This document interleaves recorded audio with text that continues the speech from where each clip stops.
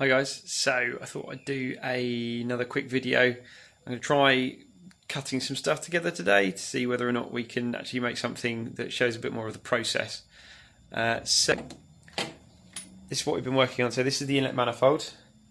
This is a reasonably difficult to get hold of item on its own. I mean, you can buy them for or complete with an engine. I managed to find one separately, but because I am going to be using one of these, which is a BMW VDO drive-by-wire throttle, there are some modifications which need to be made. So what we've done is take the original holes. The actual diameter of the main orifice is large enough, but only one of the holes is actually in the right place if I positioned it any which way around. So I have taken some stainless steel bolts, they're threaded them in. Well, I've actually cleaned out the threads with a tap, chamfered the top edge, cleaned away the galvanizing which is on here, sliced through the actual bolt itself, and then I have tigged the actual holes themselves over with the bolt inside, so we should be able to have a one second, that's actually the garage intercom. Hello, how you doing? All right? Okay, love you lots, bye.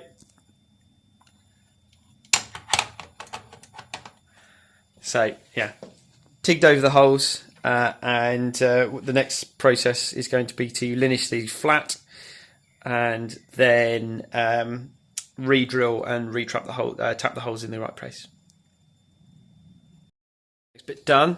I have checked for flatness on the flange, and it's looking like this. So you can't actually see where those bolt holes were, which is wicked. That's exactly what we wanted. And so we're going now checking for flatness, and we are looking pretty flipping good, I would suggest. Exactly how you want it to look. There is no gap, no gap. Okay, so we have drilled and tapped all of the holes, and I've machined down some small cap head bolts. Get some of them in shot. So they all fit in there, they're all countersunk. I don't know whether or not we're going to be able to see down in here, possibly.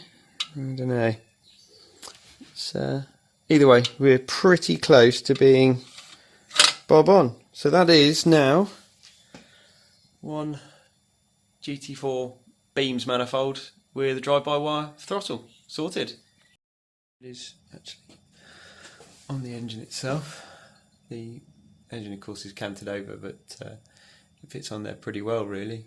The overall architecture of the engine, it's all lines up quite nicely, and once that's sitting inside the actual engine bay itself, it's going to point straight towards the charge cooler. There's going to be, I don't know, probably 250mm hose. It's going to be a pretty short run. I mean, overall boost pipe's going to come literally turbo out through a 180 into the charge cooler that sits about here, and then out from the charge cooler through a 90 into the throttle body. It's really short run.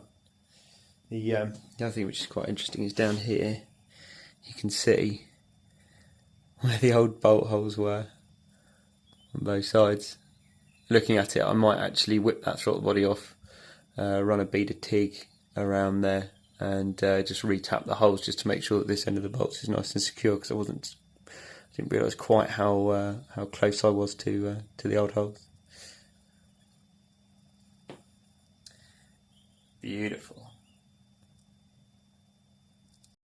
This is where the rest of the work has gone. So this is our BMW throttle pedal.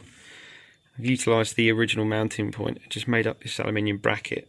So what we're going to do is we're going to bond a piece of phenolic reinforced plastic onto the floor, and then this will screw down. It'll have multiple positions, so I can bring it backwards and forwards to line up the pedals. But to be honest, I mean, considering where we are, I mean, brake pedal to accelerator, it looks pretty good, to be honest. Not so bad. Bit of a parting shot. This is driving position. Pedals are all in pretty much the right kind of place. Gear stick's right up next to the steering wheel, and pretty flipping comfy.